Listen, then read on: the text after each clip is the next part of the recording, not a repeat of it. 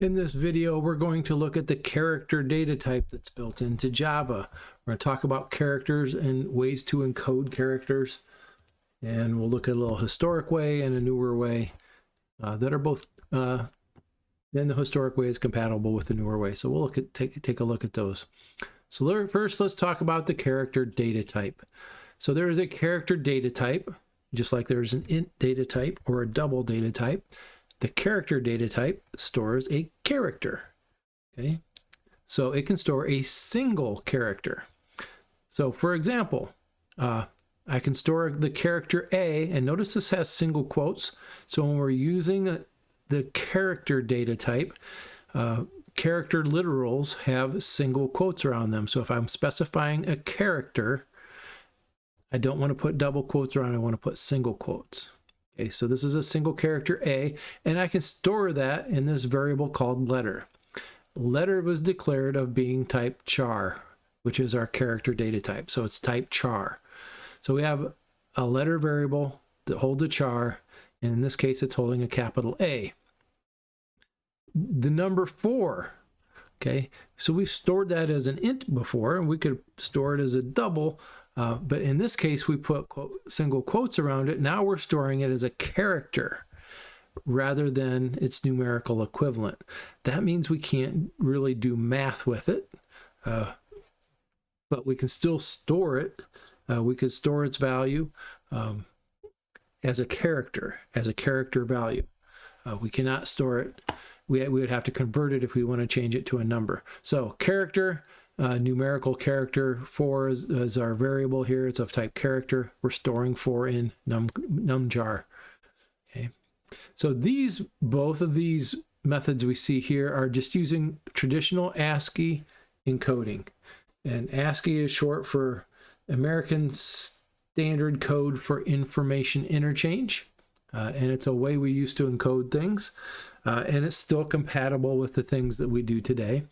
However, there is a newer way, because ASCII was very limited on how many characters you could use. So it has been superseded by something called Unicode. And Unicode no longer stores things as these small integers. Unicode can store a lot more characters. Characters from every language are stored in Unicode. It's not just English. And we can specify a Unicode character by using its code. We put a /u, and 0041 is a hexadecimal number.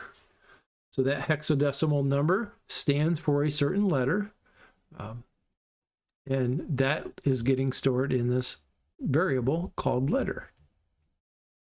And here's a numchar, U0034, and we can look these up to see what they are. So 0041, this is an ASCII table, okay, and we can see here the decimal equivalents of numbers, their hexadecimal number, and we can look and see what they actually are. So we're looking for 0041.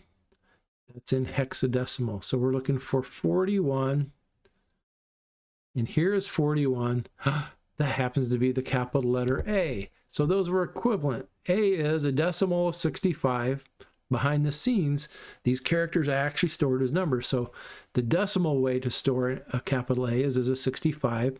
Hexadecimal is a 41, which is what we saw, 0041, because that always has to be a 4-digit code. So this statement here is equivalent to this statement here. We're just using the code, the Unicode, instead of the actual character when we store this as letter. And if you look up the number 4, you will see that it's 0034 as its Unicode character to store that character. Okay, so here's the thing to know. Because these actually use numbers behind the scenes for chars, you can do some certain math things with them because it does the math on the number code that's actually stored instead of the letter. We only see in our programs the letter version, but the number operations still tend to work. So there's a note here. The increment and decrement operators can be used on char variables to get the next or preceding Unicode character.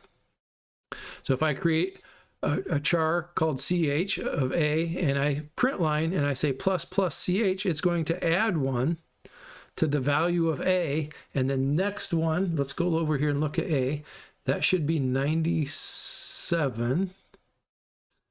Don't ask me how I know that, but I do know it. A is a 97, a lowercase a is a 97. And if we increase it by 1, it's going to be a 98, which will be a lowercase b. So when we print that out, it would actually print, a b, because it's going to increase the number prior to displaying it. Remember, that's what, when we see the plus plus before, it does the increment before it does processes the method. All right, interesting things about the ASCII table. So capital A is a decimal of 65. A lowercase a is a 97. The difference between a lowercase a and an uppercase a is 32. And if you look, 32 is a space. Interesting, when you subtract the uppercase character from the lowercase character numbers, you always end up with a space. The other thing we should point out is that an uppercase character and a lowercase character don't have the same values. So if we compare them, we don't get the same results. And we'll see examples of that coming up. So Java characters always use Unicode. So ASCII is kind of the old school, but Unicode is compatible with ASCII. Unicode is a 16-bit encoding scheme established by the Unicode Consortium to support interchange, processing, display of written text in the world's diverse language. And that's the benefit of Unicode over ASCII, is that every major language, all of their characters are supported. It's not just English. Unicode can take 2 bytes preceded by U expressed in 4 hexadecimal numbers, going from 0000 all the way up to FFFF. If you calculate that in hexadecimal, that comes out to 65,535 possibilities. The old ASCII format only held 256. Okay, only 256 characters, and now this new Unicode format holds 65,000. So it's way more powerful. We can display Greek letters, we can display Roman letters, we can display Korean characters, Chinese characters, all kinds of things using Unicode.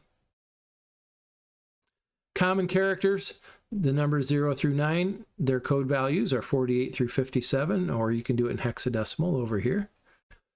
Capital A to capital Z starts at 65 and goes to 90. Lowercase a and lowercase z start at 97 and go to 122. There are also some escape sequences for special characters that, if you use them, do special things. So if you would actually try to print this Unicode character /U00008, it actually will print a backspace and backspace your cursor. We can do /T's, which is very handy if we include those in our print. When we're printing, if we include a \T in our print, we can actually get tabs onto the screen, so we can get things in tabulature or column, line up columns. There are also line feeds. If you remember back in the, well, you may not remember, but I remember with typewriters. Every time you got to the end of a line, you had to move the carriage back, but there was a lever you pushed that automatically fed a line up onto the paper. So you had that combination of a line feed and a carriage return. And the first time we had printers, they were using old typewriters that had been modified to listen to the computer and type the letters. So at the end of each line, you had a line feed that moved to the next line and a carriage return that moved you back to the beginning of the screen.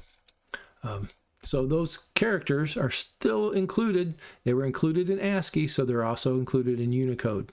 So you have ability to form feed. If you do a form feed when you're printing, it will automatically go to the next page of paper. Carriage return automatically moves to the next line.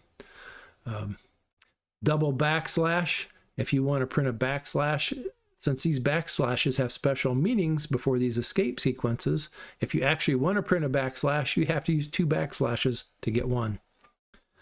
Likewise, if you're printing in a string and you're using these characters and you want to actually print out a double quote, you have to use a slash with a double quote to actually get a double quote to print on the screen. That can be confusing. So here's the ASCII character set again.